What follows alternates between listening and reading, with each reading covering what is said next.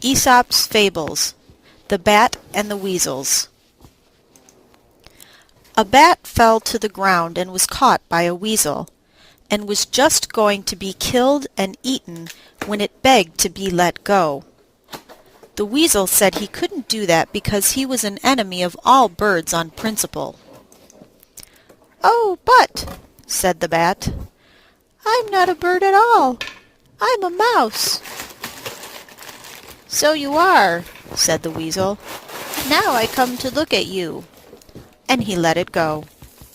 Some time after this, the bat was caught in just the same way by another weasel, and, as before, begged for its life.